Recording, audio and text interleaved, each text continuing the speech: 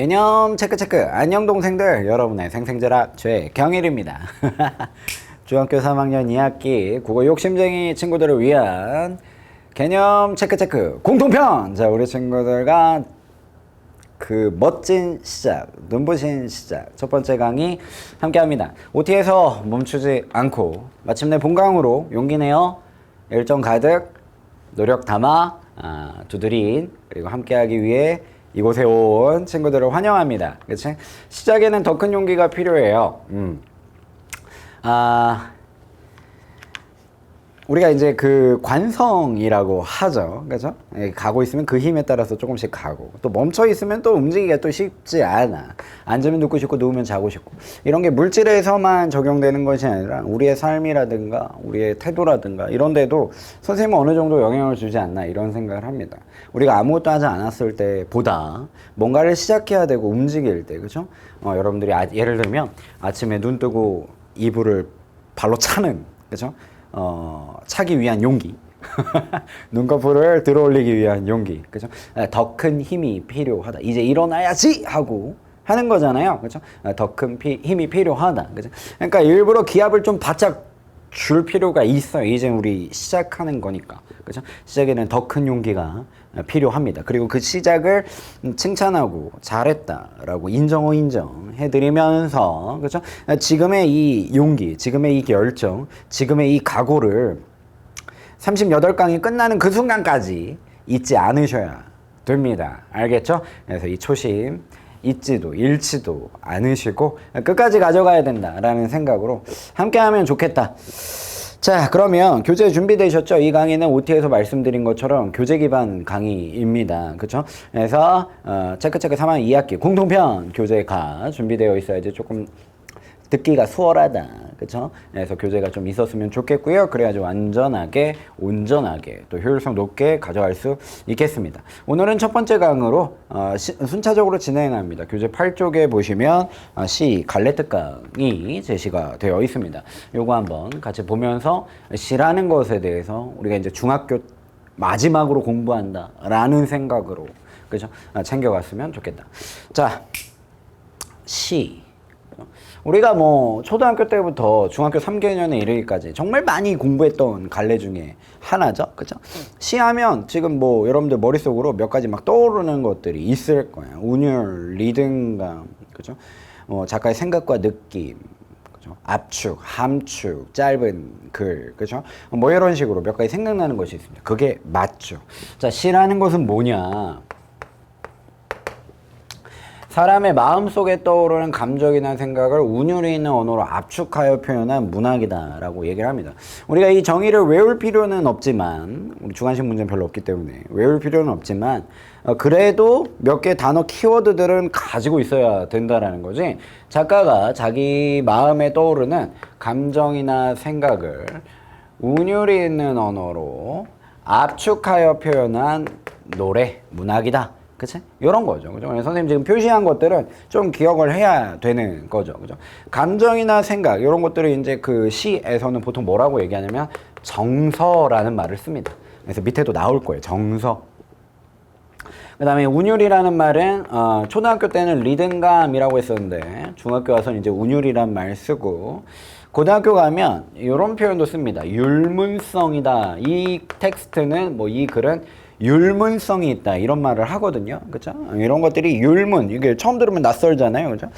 운율이 있는 문장의 성질, 운율이 있다라는 거예요. 그죠? 그래서 율문성이 있다 뭐 이런 식의 표현도 하기도 하고요. 네, 압축이라는 말은 또 비슷한 말로 뭐가 있냐면 함축이라는 말이 있다. 그치? 그러니까 시하면 길어야 짧아요. 보통 짧다라고 인식하잖아요. 그게 이렇게 하고 싶은 말을 주저리 안 하고 짧게, 그죠? 나는 정말 막 네가 보고 싶어. 밤에도 잠이 오지 않아. 오늘 하루만 네 방에 침대가 되고 싶어. 하면서 막 이렇게 얘기하는데 주저리 하지만 시에서는 뭐라고 해요? 내 마음은 호수 그대 놓으죠.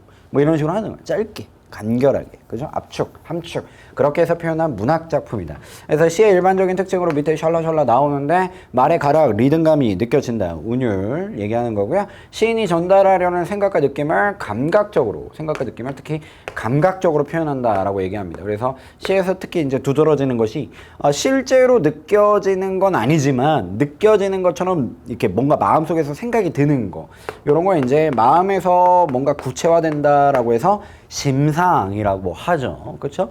그래서 이런 심상 같은 것들이 심의촉구청 기억나죠? 공간과 이런 것들 나타나고요. 그다음에 일상어를 바탕으로 세련되게 다듬은 언어. 이게 문학에서 사용하는 언어는 일상어를 세련되게 다듬은 언어죠. 그렇죠? 일상어를 세련되게 다듬은 언어가 뭐냐면 문학 언어예요. 문학 언어, 시적 언어. 우리가 평소에는 야 안녕 개똥아 소똥아 뭐하니 뭐 이러면서 얘기를 하지만 시를 쓰라라고 하면 어떻게 해요? 여러분들 시 쓰라고 하면 뭔가 좋은 말 막 이렇게 쓰려고 하잖아요. 그렇죠? 친구야 어디를 가니 뭐 이런 식으로, 그치? 예쁘게 쓰려고 하죠. 그거야 그거, 그치? 그래서 그런 언어들을 뭐라고 해요? 그런 표현들을 뭐라고 하냐면 문학 언어라고 해요. 이 문학 언어는 앞에 나온 것처럼 일상어를 세련되게 갈고 다듬은 언어다, 이렇게 보시면 돼요. 그래서 여기서 운율이 있는 언어로 표현한다는 건 이 문학 언어를 얘기하는 거죠. 아까 예를 들었던 내 마음은 오수 그대 노죠 뭐 이런 식의 표현들, 예쁘고 고운 표현들로 하잖아요. 그죠? 그런 게 이제 문학 언어고요. 이런 것들은 어떤 특징을 갖고 있냐면 지시적 사전적 의미보다 함축적인 의미를 가진 말이다 라는 말이 밑에 나옵니다. 지시적 사전적 의미는 그러면 어떤 애들이냐면 일상 언어가 보통 이런 특징을 갖고 있죠. 일상 언어가 지시적 사전적인 의미를 갖고 있죠. 창문 하면 윈도우를 가리키는 거예요. 지시. 사전에 창문 찾아보면 나오는 그 열고 닫는 바깥을 볼 수 있는, 그렇죠? 보통 유리로 된 뭐 이런 식으로 나올 겁니다. 그렇죠? 그거 가리키는 거죠. 근데 문학 언어는 좀 더 다양한 의미를 갖게 되죠. 지시적 의미보다도 지시적 의미나 사전적 의미보다도 문학 언어는 조금 다양한 상징적 혹은 비유적 의미를 갖게 되죠. 내 마음의 창문 오 그대여 열어주라고 하면 여기 뭐 윈도우가 있는 겁니까? 그죠? 뭐 열고 닫으세요. 뭐 아니잖아요. 그죠? 내 마음을 뭐 받아주어 뭐 이런 식의 의미 아닙니까? 그죠? 뭔가 다른 의미를 갖게 되는 거죠. 이런 것들이 문학 언어다라는 겁니다. 그죠? 그래서 이런 것들 좀 추가적으로 개념 더 살려드렸고요. 자, 그 다음에 밑에 보면 이제 시의 정서와 분위기라는 말이 나옵니다. 그죠? 정서, 아까도 이제 시인의 생각이나 느낌, 이런 것들을 표현한다라고 했잖아요. 그죠? 근데 시인은 이 시를 효과적으로 표현하기 위해서 대리인을 내세웁니다. 말하는 사람으로. 자기 자신이 말하지 않아요. 대리인을 내세웁니다. 그게 누구냐면 시적 화자죠. 김소월 작가의 엄마의 누나 강변살자라는 시를 보면 엄마의 누나 강변살자 뜰에는 반짝이는 금모래빛 뒷문 밖에는 갈리페 노래 엄마의 누나 강변살자. 김소월 시인은 이 시를 20살이 넘어서 지었거든요. 근데 시 안에서 시적 화자는 누군 것 같아요? 엄마야 누나야 강변살자 이렇게 얘기하는 애를 보니까 뭔가 어린 남자아이 같은 느낌 들잖아요. 이처럼 시인의 시를 잘 표현하기 위해서 자신의 대리인을 세웁니다. 그거를 이제 시적 화자라고 하죠. 선생님, 시인이 자기 얘기하는 것 같은 시들도 있는데요. 예를 들면 윤동주 시인의 서시 같은 경우를 보면은 하늘을 우러러 한 점 부끄러움이 없기를 잎새 있는 바람에도 나는 괴로워했다. 별을 노래하는 마음으로 모든 죽어가는 것을 사랑해야지 하면서 시인이 자기 얘기하는 것처럼 느껴지는 시들이 있을 수 있잖아요. 그렇죠? 자, 그때는 이제 어떻게 해석하냐면 시인이 자기랑 비슷한 캐릭터를 하나 더 만들어내는 거야. 자기랑 비슷한 상황, 비슷한 캐릭터를 하나 더 만들어내는 거야. 그래서 개입을 통해서 얘기한다라고 보통 일반적으로 국문학에서는 해석합니다. 그래서 시인은 곧 시적 화자다. 이건 사실 잘못된 표현이에요. 간혹 그렇게 얘기하는 경우도 있는데 그거는 정밀하게 얘기하면 아니에요. 시인은 자기랑 비슷한 캐릭터를 만들어내거나 자기하고 다른 캐릭터를 만들어내는 거죠. 그렇죠? 시적 화자를 만들어내는 거예요. 상상력을 통해 가지고. 그렇죠? 그래서 우리가 정서를 파악해야 돼요. 근데 작가의 정서는, 시인의 정서는 직접적으로 노출이 안 돼. 시적 화자 입을 통해서 노출이 되는 거지. 그렇죠? 그래서 따라서 우리는 누구의 정서에 주목해야 되냐면 시적 화자의 정서에 주목해야 됩니다. 그래서 제일 중요한 건 뭐냐면 시적 화자를 잘 파악하는 거거든요. 왜냐면 얘가 작가의 대리인이니까 얘를 잘 막 물고 뜯으면 막 작가의 생각이 나오는 거야. 그치? 그래서 시적 화자에 주목해야 돼요. 그래서 여러분들에게 미리 말씀드리고 싶은 것은 우리는 발견해내야 됩니다. 뭘 찾아야 되냐면 시적 화자의 우리의 시 이해하는 시 감상의 키포인트는 시적 화자의 상황을 찾아내는 거야. 시적 화자가 어떤 상황에 있는가. 그렇죠? 그걸 알면 정서가 보입니다. 그걸 알면 감정이라든가 생각이라든가 태도, 우리가 은근히 환경의 지배를 받아요. 그렇죠? 여러분들이 지금 여기 방 안에 혼자 있을 때는 막 옷도 편하게 입고 막 평소에는 뭐 화장했으면 화장도 안 하고 그냥 막 머리도 안 감고 막 뭐 코 파면서 막 수업도 그냥 깜짝 놀랐을까? 뭐 그랬을 수도 있겠지만, 그지? 밖에 누군가 있거나, 친척이 왔거나, 아니면 여기가 지금 막 학교야, 도서관이야. 뭐 이러면은 신경 쓰이지. 그죠? 운동장에선 친구들하고 막 재밌게 막 놀고 있지만 교무실이야, 여기가. 만약에 막 친구들하고 운동장에서 놀던 대로 막 욕하면서 놀 수 있어요? 못하죠! 그러니까 우리가 환경의 지배를 받는다는 거야. 시적 화자도 어떤 환경에 처해 있는가, 어떤 상황에 처해 있는가를 알면 정서가 뚜렷하게 보입니다. 그래서 앞으로 이제 우리가 시를 공부할 건데 모든 시의 핵심은 시적 화자의 상황을 파악하는 거다. 차근차근 해볼게요. 어쨌든 이 시적 화자의 상황을 바탕으로 해서 정서나 분위기 같은 것들을 끌어낼 수 있어요. 자, 일단 정서는 시에서 말하는 시적 이가, 이 시에서 말하는 이가 시적 화자죠. 그렇죠? 시적 대상에 대해서 느끼는 감정. 포인트는 감정입니다. 그렇죠? 정서는 감정이다. 시적 화자가, 시에서 말하는 애가 시적 대상에 대해서, 엄마의 누나 강변 살자 방금 얘기했으니까 엄마의 누나 강변 살자, 시적 대상 뭐죠? 시인은 시적 화자가 지금 주목하고 있는 거 뭐야? 강변이잖아요. 그죠? 강변. 강변에 대해서 어떤 마음을 갖고 있냐? 거기에 살자라고 얘기하고 있어. 긍정적인 생각을 갖고 있는 거죠. 좋아하니까 거기서 사는 거예요. 안 좋아하면 살겠습니까? 안 그러죠. 그죠? 그런 식으로 발견해내는 거죠. 그래서 시적 대상에 대해서 느끼는 감정. 파악 방법은 말하는 이가 처한 상황에서 드러나는, 여기도 얘기하네. 뭐 국어 선생님들 뭐 비슷비슷하게 생각합니다. 상황에서 드러나는 감정이나 심리, 태도 등에 주목해서 이제 파악을 하는 거죠. 먼 훗날 당신이 찾으시면 그때 내 말이 잊어놓으라. 그대들 여기 시적 화자의 상황 캐치 해봐요. 먼 훗날 당신이 찾으시면 그때 내 말이 잊어놓으라. 당신이 속으로 나무라면 무척 그리다가 잊어놓으라. 시적 화자의 상황은 어떤 상황이에요? 당신이라는 사람이 나오는데 같이 있어, 따로 있어? 따로 있죠? 그죠? 그게 시적 화자의 상황이에요. 나는 시적 화자, 나 나오죠? 나는 당신 없이 혼자 있는 상황인 거야. 이별한 상황인 거죠. 그래서 혼자 생각하는 거야. 그리고 가정하는 거야. 먼 훗날 만약에 네가 나를 찾으면 난 그때 잊었다고 얘기할 거야. 당신이 속으로 어쩜 그래? 어쩜 그래? 막 이러면 무척 그리워하다가 잊었나? 뭐 이런 거. 네, 이런 거지. 이해되지? 이런 식으로 시적 화자의 상황을 캐치하고 감정으로 파고드는 거다. 그런 연습과 훈련을 우리가 해야 됩니다. 그래서 정서 중요하고요. 그 다음에 그 가운데 이제 시의 전체적인 어떤 분위기가 드러나겠죠. 이 분위기는 다른 말로는 또 어조, 말의 가락, 말의 분위기 뭐 이런 얘기도 하는데, 시라는 것이 뭐 어차피 뭐 글이나 말로 전달되는 거니까 시를 읽으면서 느껴지는 기분, 어조를 통해 가지고 캐치할 수 있어요.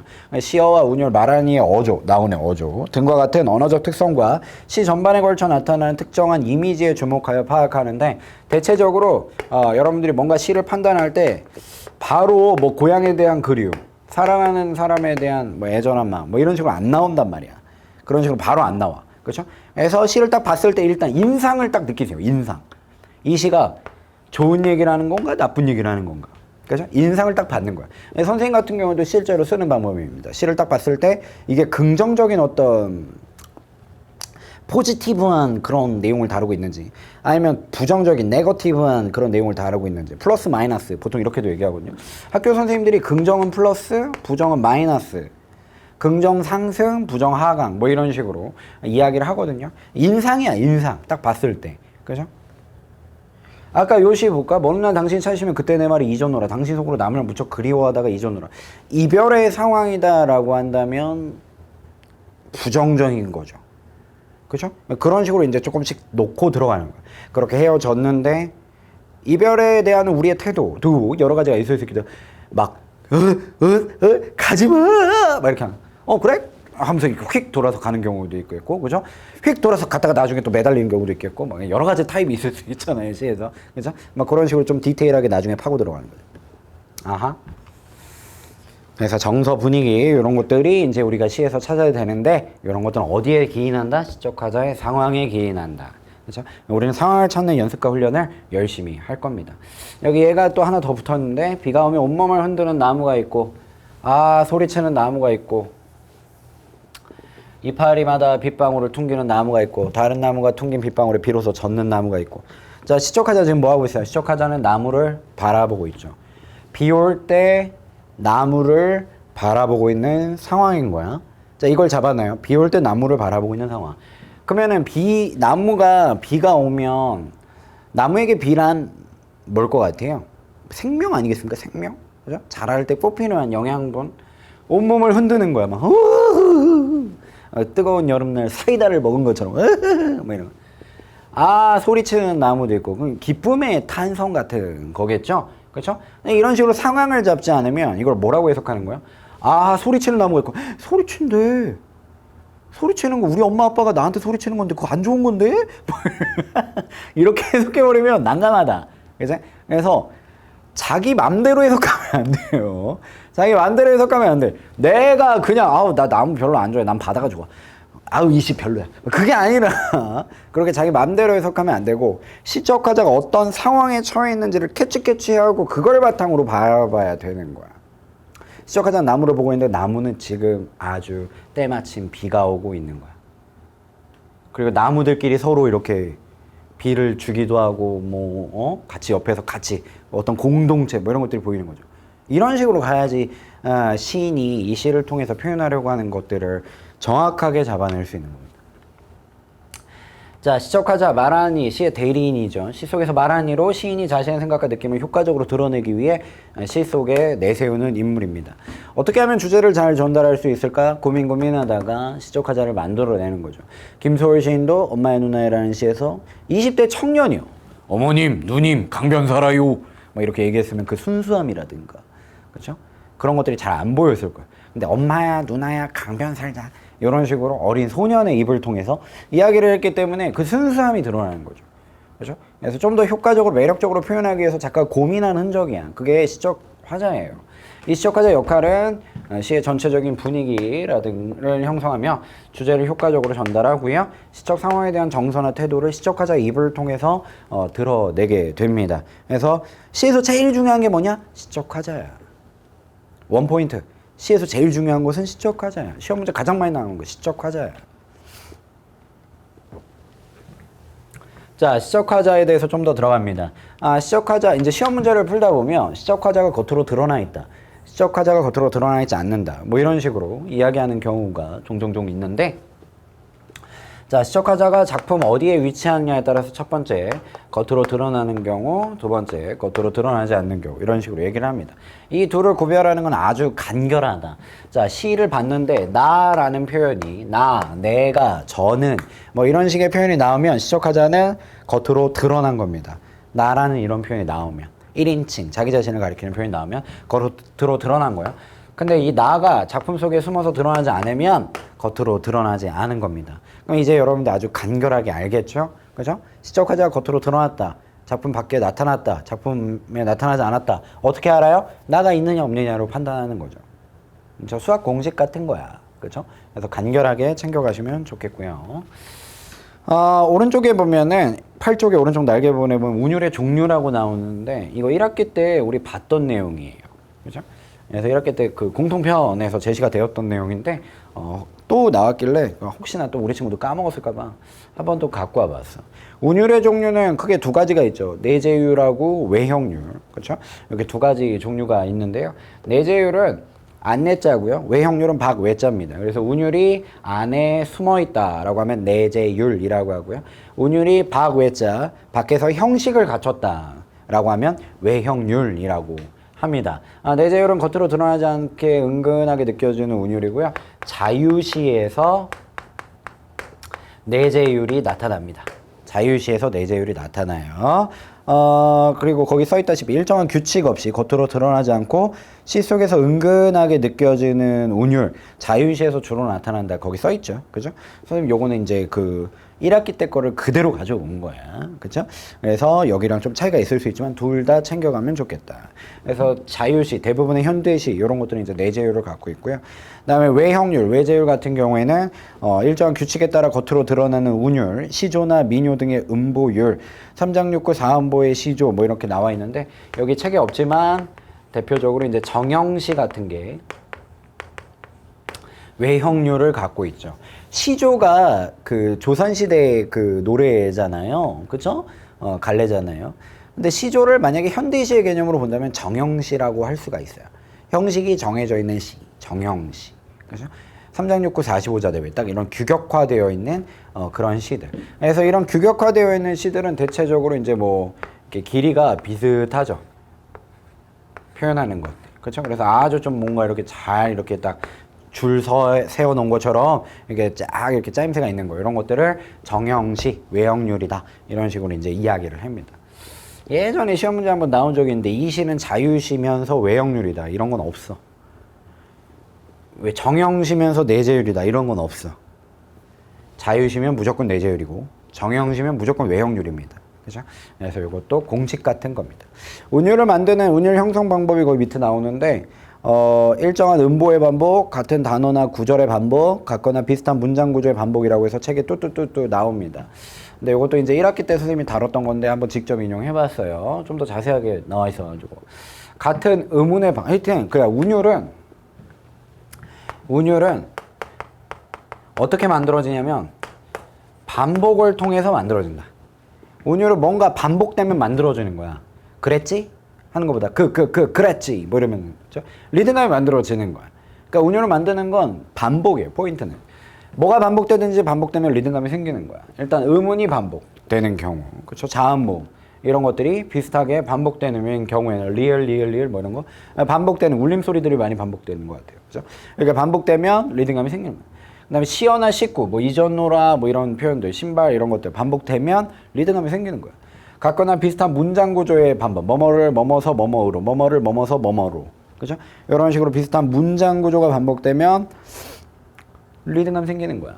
그다음에 글자 수가 반복되는 경우도 있고요. 봄바람 하늘 넘노는 길에 연분홍 살구꽃이 눈을 듭니다. 글자 수 반복되죠, 그죠? 7호주라고 보이네요. 7호주. 7글자, 5글자. 7글자, 5글자. 7호주. 음수율을 얘기할 때는 뭐 4, 4조, 3, 4조, 7호주 뭐 이런 얘기 하거든요. 그죠? 그래서 글자 수가 이렇게 반복되고 있고, 그다음 음보, 이 몸이 죽고 죽어 100번, 이 몸이 죽고 죽어 100번 고쳐 죽어. 백골이 진토되어 넋이라도 있고 없고. 그렇죠? 4음보. 음보가 반복되는 거. 그다음에 이런 음성 상징어들도 보통 하나만 있는 게 뭐 뚜둑 뭐 이렇게 하나만 있는 것도 있지만 보통은 좀 2번 연속 되죠. 그렇죠? 철썩, 찰싹 뭐 이런 식으로. 멍멍 뭐 이런 식으로. 그래서 반복된단 말이야. 그래서 이렇게 반복이 되면은 또 리듬감이 나타나기도 합니다. 그렇죠? 뭐든지 반복되면 나타난다라는 것 정도. 일단 캐치. 넘어갑니다. 자, 구쪽으로 넘어가면 시의 심상 나온다. 심상. 자, 심상은 시에서 그려지는 감각적 표현으로 인해 마음에서 그런 느낌을 받는 것처럼 생각이 되는 거. 시를 읽을 때 떠오르는 모양이나 빛깔, 소리, 맛, 냄새, 감촉 등의 느낌. 간결하게 얘기하면 시를 읽을 때 떠오르는 감각적 느낌. 이런 게 이제 감각이잖아요. 시를 읽을 때 떠오르는 감각적 느낌. 요거를 심상이라고 하죠. 이 심상을 쓰면 어떤 점이 좋을까? 효과. 시어를 통해 독자의 마음속에 감각을 불러일으키죠. 의미를 전달하거나 어떤 정서 분위기를 떠올릴 수 있어. 고향이 그립다 이렇게 얘기하는 것보다 내 고향에는 미루나무 하나 크게 서 있었죠. 그 미루나무 끝에는 가지끝마다 뭐 이러면 막 머릿속에 생각나잖아. 미루나무 가지끝, 축 늘어진 미루나무 막 생각나잖아. 그죠? 그런 게 이제 시를 매력적으로 만드는 거죠. 어떤 분위기를 불러일으키는. 추상적인 관념을 구체화할 수 있다. 추상적인 관념의 구체화. 자, 이 표현도 조금 어려운 표현인데 기억을 해주셔야 돼요. 추상적인 관념의 구체화, 추상적 대상의 구체화, 추상적 대상의 관념화, 추상적 대상의 감각화. 다 똑같은 말이거든. 그죠? 근데 보통 이제 이 표현을 많이 쓰죠. 추상적인 관념의 구체화. 추상적이라는 말의 반대말이 뭐냐면 구체적이라는 겁니다. 그럼 추상적은 뭐예요? 구체적이지 않은 거죠. 그리고 관념이라는 건 볼관자에다 생각념자거든요. 눈으로 볼 수 없고 생각으로만 이해할 수 있는 대상들. 그죠? 사랑, 희망, 용기, 우정 뭐 이런 거. 눈으로 보이는 게 아니죠. 보인다고 착각할 수는 있지만. 그죠? 사랑 이거 아니에요? 이건 보인다고 착각해서 이렇게 만들어 놓은 거죠. 그죠? 심장 비슷하게 만들어 가지고 heart. 그죠? 해 놓은 거죠. 근데 사실 사랑이 어떻게 생긴지 길더냐 짧더냐 줄로 재겠더냐 알 수 없죠. 그죠? 그런 관념들. 그러니까 관념이라는 것 자체가 추상적이에요. 그러니까 추상적인 관념이라는 건 사실 뭐 똑같은 말 한 거야. 눈에 보이지 않는 것들을 보이는 것처럼 표현한다는 얘기죠. 그렇죠? 그래서 심상을 통해서 또 그렇게 할 수 있다는. 고향에 대한 그리움, 향수잖아요. 향수를 이런 감각적 표현을 통해서 구체화할 수 있겠지. 지적 상황을 생생하게 느낄 수 있게 한다. 이런 것들이 심상의 특징이다라고 보시면 되겠고요. 심상의 종류 보시면 심의촉구청, 공감각적 심상 이런 것들이 있죠. 자, 이 정도의 배경 지식은 다 갖춰야 되는데 시각이 뭐야? 보는 거. 청각은 듣는 거. 미각은 맛보는 거. 후각은 냄새. 그 다음에 촉각은 피부. 공감각은 두 개 이상의 감각이 동시에 감각의 전이가 이루어지는 거죠. 공감각을 빼고는 좀 쉽지 않나요? 시각은 눈에 보이는 겁니다. 그죠? 보이는 거. 푸른색, 흰색, 눈에 보이잖아. 청각적 심상, 들리는 거, 소리, 이런 것들. 미각적 심상, 맛, 쓰디 쓴 거, 그죠? 뭐 이런 거. 후각, 냄새, 향그러운 꽃지짐. 촉각적 심상, 서늘한 옷자락, 뭔가 서늘한 느낌. 그죠? 피부를 통해서 느끼는 거죠. 그죠? 이런 것들이 이제 심의촉구청에 해당하는 내용들이고, 공감각적 심상 좀 더 들여다봅니다. 원래 감각을 다른 감각으로 옮겨서 표현하여 둘 이상의 감각이 어우러진 심상이고요. 요거를 이제 감각의 전이라는 표현을 씁니다. 공감각적 심상을 얘기할 때. 한 감각이 다른 감각으로 전이 되었다. 전이라고 한다면 이렇게 연결됐다는 얘기거든. 그렇죠? 그냥 따로따로 있으면 이건 뭐라고 얘기하냐면 참고로 복합 감각적 심상 책엔 없죠. 이라고 얘기하거든. 근데 이거는 공감각은 아니야. 이건 공감각 아니야. 그냥 다른 감각이 각각 있는 거야. 그 구절에. 그죠? 예를 들면 뭐 요거 비슷하게 해볼까? 푸른 하늘, 맑은 종소리. 또 이러면 또 우리 친구들 막 큰 종소리. 자, 이런 식으로 뭐 붙여놓은 거야 그냥. 그러면 이러면 이거 공감각이냐? 아니야. 그냥 복합 감각적 심상이야. 두 개 이상이 각각 따로따로. 그지? 근데 공감각이 되려면 감각이 연결되어야 되거든요. 이런 식으로. 푸른 종소리. 종소리 자체는 뭡니까? 청각이죠. 근데 그걸 뭐라고 표현했어? 푸르다라고 표현했단 말이야. 이건 시각이잖아. 이런 식, 이게 감각의 전이에요. 이걸 느끼라는 거죠. 이게 공감각적 심상이다. 아. 그래서 이 공감각적 심상을 두고 뭐라고 얘기하냐면 청각의 시각화, 얘 같은 경우는 그런 식으로 얘기하는데 이때는 이걸 생각하시면 돼요. 무엇을 어떻게 표현했는지를 보시면 이게 나옵니다. 무엇을 표현한 거예요? 종소리를 어떻게 푸르다라고. 종소리, 청각, 어떻게 시각. 청각의 시각화. 이렇게 얘기하는 거예요. 알겠죠? 이것도 기억해 주시면 좋은 팁이 될 겁니다. 좀 어렵게 나오면 그냥 단순하게 공감각적 심상만 찾으라고 하지 않고 뭐 청각의 시각화, 뭐 시각의 청각화, 시각의 촉각화 뭐 이런 식으로 뭐에 무슨 화 이런 것들을 구별하라는 문제도 나오기도 합니다. 자, 그 다음에 이제 문학작품 해석 감상으로 들어갑니다. 문학작품을 해석하는 건 사람마다 다르죠. 그죠? 각자 자기가 알고 있는 것들이 다르니까요. 그렇죠? 근데 요런 이제 각각의 다름들을 몇 가지 타입별로 정리를 해놨어요. 우리가 감상이라면 모름지기 이렇게 하는 거야 라는 식으로 규격화, 공식화 된 게 있습니다. 자, 작품이라는 걸 감상할 때 이 작품을 둘러싼 여러 가지 것들이 존재하죠. 작가가 있고요. 그 다음에 문학작품이 창작되던 당시 사회가 있을 수 있습니다. 그 다음에 이걸 받아들이는 독자가 있죠. 그렇죠? 그래서 작품을 볼 때 작가 입장에서 보기도 하고 창작 당시 사회 입장에서 보기도 하고 독자의 입장에서 보기도 합니다. 이거 어려운 말로 뭐 이거는 이제 작품만 놓고 보면 딴 거 신경 안 쓰고 작품만 놓고 보면 절대주의적, 객관론적 관점이라고 얘기하고, 작가의 입장에서 보면 표현론적, 사회 입장에서 보면 반영론적, 독자 입장에서 보면 효용론적 이라고 옛날에 했어. 옛날에 했는데 지금은 그런 식의 표현들은 크게 중요하지 않아요. 그냥 알고 있으면 돼. 문학 작품을 감상할 때 총 4가지 관점이 있다. 첫 번째, 딴 거 신경 안 쓰고 그냥 작품만 들여다보는 거. 그다음에 두 번째, 작가를 통해서 보는 거. 세 번째, 사회를 통해서 보는 거. 네 번째, 독자를 통해서 보는 거. 이렇게 4가지 방법이 있다라고 알고 있으면 됩니다. 자, 그러면 같은 작품도 해석 방법이나 독자 인식 수준, 관심, 경험, 가치관에 따라 해석이나 평가가 다양하게 나타날 수 있습니다. 그래서 관점에 따라서 크게 내재적 관점과 외재적 관점, 안에서 바라보느냐, 밖에서 바라보느냐, 뭐를, 작품을. 내재적 관점이라는 건 뭐예요? 이게 밖이에요. 이게 밖이고 이게 아니란 말이야. 작품을 볼 때 딴 거 신경 안 쓰고 오롯이 작품만 들여다보는 거야. 그게 내재적 관점에 따른 작품 해석입니다. 외재적 관점은 뭐예요? 작품 밖에서 쳐다보는 거야. 작가라든가 사회라든가, 그 다음에 창작 당시 사회입니다. 그 다음에 독자의 입장에서 작품을 들여다보는 거. 이게 이제 외재적 관점인 거죠. 그렇죠? 그런 맥락이 쭉 써 있는 거야. 작품을 볼 때 딴 거 신경 안 쓰고 작품의 소재, 뭘 글의 재료로 썼는지, 구조, 표현, 뭐 주제의식 이런 것들만 바탕으로 해석하는 거야. 그런 건 내재적 관점인 거죠. 외재적 관점은 작가, 그 다음에 창작 당시의 사회, 그다음에 독자가 이 작품을 통해서 뭘 받아들이고 뭘 깨닫고 뭘 교훈을 가져갈 수 있는지, 그런 걸 중심으로 해석하는 게 외재적 관점인 거죠. 엄마의 누나 강변살자를 놓고 얘기하면, 시적 화자는 어린 소년이다. 엄마하고 누나에게 강변에 살자고 얘기하고 있다. 작가, 사회, 독자 전혀 신경 안 썼죠? 그냥 작품만 쳐다봤죠. 내재적 관점입니다. 엄마의 누나 강변살자는 작가 김소월 시인이 일제강점기 시대 때 평화로운 공간으로서 강변을 그리고 있는 거다. 이런 식으로 감상을 하면 어떻게 되는 거예요? 작품 밖에서 쳐다봤죠. 작가랑 사회.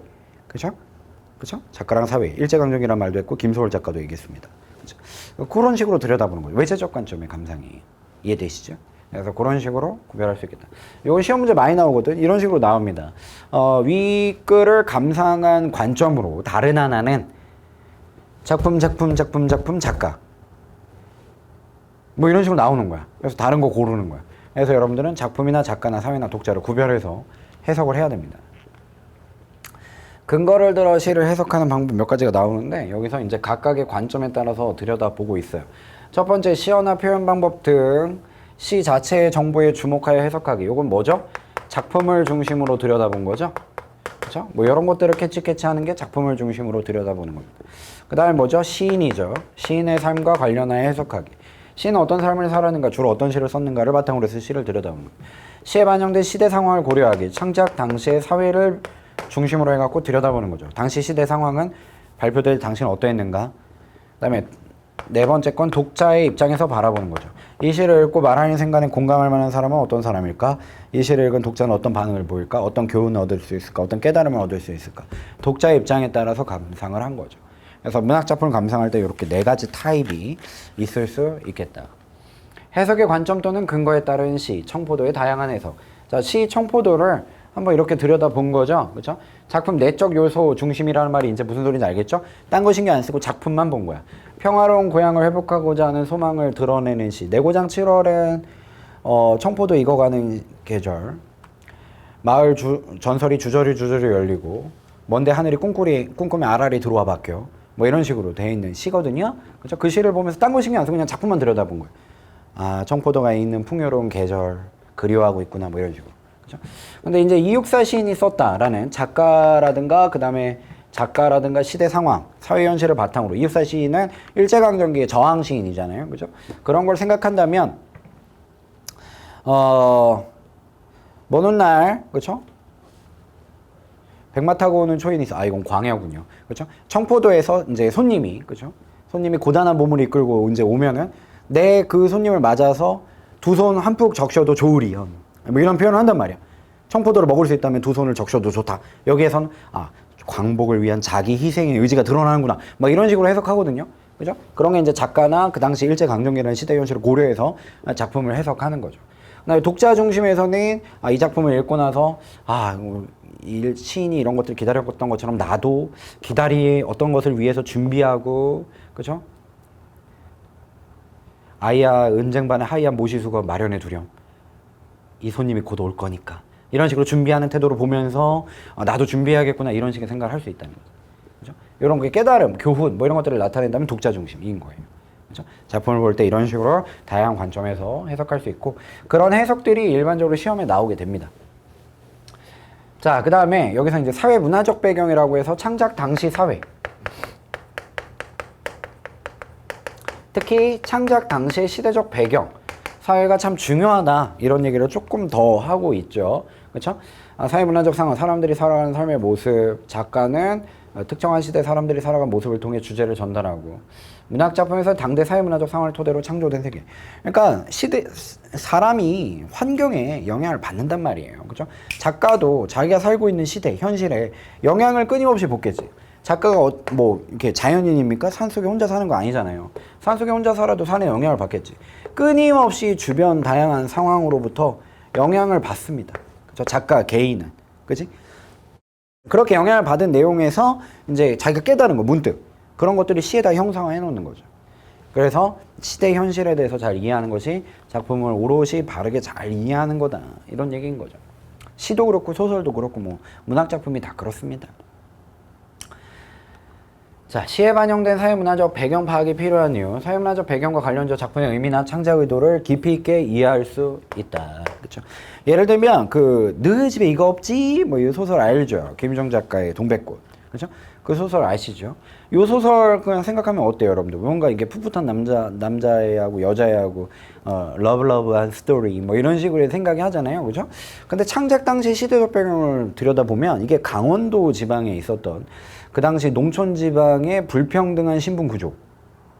점순이는 마름의 딸이죠. 그리고 나는 소장농의 아들이란 말이야. 애초부터 신분이 불평등한 상황이야. 작품 중간중간에도 묘사가 되거든요. 그죠? 저는 마름의 딸이고 우리가 거기서 책 잡혀서 우리는 땅에 떼이고 다 떼일 줄 모른다.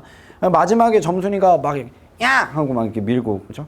네 집 땅인데 막 이럴 때 나는 그냥 울잖아요. 하면서 이제 우리 집 땅 뺏겼다고 막 그러면서 그죠? 울잖아요. 사회적 약자인 거죠. 그죠? 그러니까 당시의 농촌 사회의 불평등한 신분 구조에 대한 모순에 대해서 드러냈다. 시대적 배경을 알고 들여다보면 작품이 단순한 러브 스토리가 아닌 거예요. 그죠? 어떻게 보면 이제 신분 차이로 인해서 이제 그런 우리가 흔히 갑질이라고 하는 그런 걸 당했다라고 생각할 수 있는 거예요. 근데 힘없는 여자애가 앙 하고 미니까 뭔가 이게 귀엽네 뭐 이렇게 느껴지만 작품 심각하게 한번 만들어줄까? 성별을 바꿔봐. 심각해집니다. 이거 교과서에 못 실립니다. 성별 바꾸고 만약에 나가 여자애고 점순이가 남자애였다고 생각해봐. 너 다음부터 안 그럴 테냐? 그러면 무서워. 그죠? 이거 교과서에 못 실립니다. 이거. 그죠? 심각해지는 거죠. 그죠? 그거를 그냥 예쁘게 만들어 놓은 거예요. 김유정 작가. 그 속에 이제 막 숨겨놓고. 재밌죠? 시대적 상황, 배경 이런 것들 알고 들여다보면 조금 작품이 달리 보인다는 거예요. 작품의 사회적 문화적 배경을 이해하면 현재적 관점과 맥락에서 작품을 폭넓고 깊이 있게 감상할 수 있다. 시에 반영된 사회문화적 상황을 파악하는 방법은 시인이 어느 시대에 살았던 사람인가, 작가가 어느 시대 사람인가 이런 거 알면 도움이 되겠고요. 그다음에 작품 안에서 특정 시대를 드러내는 구체적인 어떤 표현들 이런 것들이 있을 수 있겠죠. 시어가 함축하고 있는 상징적 의미를 생각해보고 시에서 말하는 이가 처해 있는 시적 상황을 이해하고, 그죠? 이러면은 당시가 어떤 사회구나 뭐 이런 것들 캐치캐치 할 수 있을 겁니다. 자, 밑에 예로 가난한 사랑 노래라는 작품이 나오는데 이거 우리가 나중에 공부할 거긴 한데 여기 보면은 오늘날 어떤 특정 시대적 배경을 나타내려면 오늘날에 그런 것들이 좀 오늘날에는 없어야 돼요. 특정 시대에 존재를 했어야죠. 두 점을 치는 소리 어색하죠. 우리는 잘 모르죠. 그죠? 이게 뭐냐면 이게 새벽 2시를 날리는 소리거든요. 옛날에는 새벽에 사람 돌아다니지 말라고 이렇게 막 종을 쳐서 다 이렇게 통금 시간, 그죠? 이런 걸 걸어놨어. 방범대원의 호각 소리, 사람 돌아다니는 사람 막 잡으러 다니는 거야. 옛날에는 미니스커트 입으면은 막 이렇게 자 들고 경찰들이 돌아다니면서 무릎 위로 몇 센치 올라왔네요. 감옥 가요. 하면서 경찰서 데려가고 막 그래. 옛날에 그랬어. 머리 길면 막 자르고 막 그랬어. 지금은 상상하기 어려운 그런 때가 있었단 말이야. 그죠? 그러니까 그런 어떤 특정 시대를 나타낸다라고 이해할 수 있겠죠. 이 작품은 1970년대. 그죠? 1960, 70년대 그때를 나타내는 겁니다. 그죠? 그래서 60년대 후반 봉제공장 800여 개가 밀집해 있던 평화시장에 농촌에서 올라온 노동자들, 그렇죠? 얘네들이 뭐 서울에 와서 다 잘 됐겠습니까? 대부분 다 힘들게 사는 거죠. 이 당시에는 이제 노동법 이런 것들도 별로 없던 시대라서 전태일 열사 들어보셨나요? 그죠? 봉제 공장에서 이제 막 많은 사람들이 안타깝게 이렇게 죽거나 막 다치거나 이렇게 하니까 그것에 대해서 이제 저항하고자 노동법, 그렇죠? 제대로 시행해라 뭐 이런 것도 주장하다가 말이 안 통하니까 이제 강하게 이제 표현하고, 그죠? 그렇게 이제 돌아가시게 됐는데 그 이후로 이제 사람들이 조금씩 이제 변화하기 시작하고 뭐 그런 거죠. 그렇죠? 아직도 갈 길이 멀긴 하지만. 그래서 이런 어떤 당시 시대 현실, 60, 70년대 그런 시대 현실이 여기에 이제 반영되어 있다. 뭐 이런 식으로. 알고 들어가면 이제 조금 더 많이 작품이 보이는 거죠. 자, 두 점을 치는 소리, 방범대원 호각 소리, 메밀묵 사료 소리. 이 메밀묵 사료 소리 우리 친구들 들어봤나요? 지금도 간혹 있긴 한데 약간 추억을 자극하는 소리인 것 같아요. 선생님은 이제 83년생이라서 그때 좀 어렸을 때 들었던 아련한 기억이 있어. 기계 굴러가는 소리, 이런 산업화를 나타내는 거죠. 마라니의 상황, 농촌 출신으로 고향과 부모님을 떠나 도시의 노동자로 가난하게 살아가고 있는. 신의 창작 의도는 가난 때문에 중요한 가치를 버리고 살아가는 당시의 젊은이들을 위로하고자 하는 그런 의도를 갖고 있습니다. 이런 거 이제 이 작품 실제로 다음에 우리가 공부를 하게 될 건데 이렇게 시대적 배경을 아는 게 중요하다 정도만 캐치하면 좋겠다. 자, 핵심 체크 문제 해결해 볼게요. 8쪽 오른쪽 날개로 다시 돌아옵니다. 자, 시연에 사전에 풀이되어 있는 단어의 뜻 이외에, 이게 사전적 의미죠. 사전에 풀이되어 있는 단어의 뜻, 사전적 지시적 의미, 그거 이외에 시인이 만들어낸 함축적, 상징적, 비유적 그런 의미를 가지게 됩니다. 그죠? 그 다음에 시에서 말하는 일을 시적 화자라고 하고요. 시에서 말하는 이가 드러나는 경우도 있고 드러나지 않는 경우도 있다. 당연히 동그라미죠. 자, 모양이나 빛깔을 나타내는 시어를 활용해 눈으로 보는 듯한 느낌을 떠오르게 하는 건 심상 중에서 시각적 심상이고요. 문학작품을 해석할 때 작품의 구조, 표현 등 작품 안에만 들여다보고 보는 것을 내재적 관점에 따른 해석이다 라고 얘기합니다. 그 다음에 시인은 어떤 삶을 살았을까라는 질문은 시를 시인의 삶과 관련하여 해석할 때 활용할 수 있죠. 작가의 입장에서 들여다볼 때 말이야. 당연한 말입니다. 그 다음에 7번에 작품에서 얻을 수 있는 깨달음에 주목하는 것은 깨달음, 독자가 깨닫는 거죠. 독자를 중심으로 시를 해석하는 거고요. 문학작품을 사회문화적 배경과 관련지어 해석하면 작품의 의미나 창작 의도를 깊이 있게 이해할 수 있습니다. 창작 당시의 사회, 문화, 배경. 시에 드러난 사회문화적 상황을 파악하기 위해서는 특정 시대를 나타내는 구체적인 시어를 찾아보아야 한다. 이것도 당연한 말입니다. 그렇죠? 그렇게 캐치할 수 있겠죠. 자, 11쪽으로 개념 확인 문제도 넘어가 보도록 합니다. 하나하나 해결해 볼게요. 1번 보시면 다음은 시적화자에 대한 설명이다. 맞으면 동그라미 틀면 X. 내가 말하는 손님은, 자, 시적화자 벌써 나오죠. 누굽니까? 나죠, 나. 요게 화자입니다. 시적화자. 나라고 나오는 거 이런 식으로 바로바로 캐치할 수 있는 거야. 내가 말하는 손님은 고달픈 몸으로 청포를 입고 찾아온다고 했으니 내 글을 맞아 이 포도를 따먹으면 두 손 한뿍 적셔도 좋으련. 이육사 시인의 청포도라는 시죠. 시적화자가 작품 표면에 드러나 있다. 네 라고 나오면 작품 겉에 드러나 있는 겁니다. 동그라미. 시적화자는 손님을 기다리고 있고, 시적화자의 상황은 뭐죠? 나는 손님을 기다리고 있죠. 그렇죠? 캐치. 시적화자는 자신의 감정을 드러내지 않고 있다라고 되어 있는데, 감정이라든가 정서 같은 경우는 주로 어떤 표현을 보면 아냐면 서술 표현을 보면, 서술어 같은 것들을 좀 보면 잘 보여요. 내가 바라잖아요. 내가 바라고 있어. 나는 원하고 있어요. 내 글을 맞아 이 포도를 따먹으면 참 좋겠다. 내가 손님이 오기를 바라고 있고, 내가 손님과 포도를 먹으면 좋겠다. 좋다. 기분이 좋다. 이런 얘기 하잖아요. 그렇죠? 정서 나타나고 있는 거예요. 자신의 감정 드러내고 있는 거예요. X 표시 해주시면 되겠습니다. 이번에 다음 시의 기억 디귿에 나타난 심상. 기억은 온몸을 흔든다. 나무가 부르르 떠는 게 보이는 거 같나요? 시각적 심상. 소리쳐. 들리는 것 같죠? 청각적 심상. 빗방울을 퉁기는 것 같아? 빗방울 막 날아가는 것 같아? 시각적 심상. 그렇죠? 그래서 감각에 주목해서 들여다보면 되겠고요. 3번에 다음 시의 운율 형성 방법에 대한 설명으로 적절한 것은. 자, 이거 시조인데요. 시조라는 사실을 알면 일정한 음보를 반복하고 있다. 사음보다라는 거 캐치할 수 있겠죠. 일단은 같은 단어가 반복되어 있는 건 안 보이죠. 단어 반복은 안 보이고. 의성어, 의태어도 안 보이죠. 각 행에서 동일한 구절을 반복하고 있다. 비슷한 구절 반복하는 거. 각 행, 각 줄에서 있나요? 없죠. 각 행에서 같은 글자 수를 동일하게 반복하고 있다라고 되어 있는데 글자 수가 동일하게 반복되는 것도 아닌 것 같죠. 그렇죠? 사음보로 딱 끊어집니다. 까마귀 눈비 맞아 희는데 겁노매라. 야광 명월이 밤인들 어두우랴. 임양한 일편단심이야 변할 줄이 있으랴. 그죠? 이렇게 해서 사음보의 율격을 갖고 있다. 그죠? 그래서 일정한 음보를 반복하고 있다. 이렇게 정답 캐치할 수 있겠다. 그 다음에 4번에 다음은 문학작품의 해석에 대한 설명이에요. 빈칸에 들어가 알맞은 말, 작가 독자 시대를 넣어보라는 거죠. 문학작품의 해석 방법이나 뭐뭐의 인식 수준, 관심, 경험, 가치관에 따라 누구의 관심, 누구의 경험, 독자의 경험, 독자의 가치관에 따라 다양한 해석이 가능하죠. 독자에 따라 사람들이 다 달리 해석하는 거야. 문학작품 내용과 형식, 작가, 작품이 창작된 시대, 독자에게 전달되는 의미 등을 고려하여 해석할 수 있다. 그러니까 문학작품 감상관점 4가지. 작품, 작가, 사회, 독자에 따라서 감상할 수 있다. 이거죠. 문학작품에는 당대의 사회문화적 상황이 반영되므로 작품 속의 시대 상황을 파악하면 작품을 보다 깊이 있게 이해할 수 있겠습니다. 5번에 다음은 시 청포도에 대한 다양한 해석이에요. 빈칸에 들어갈 해석의 관점 또는 근거를 각각 써라.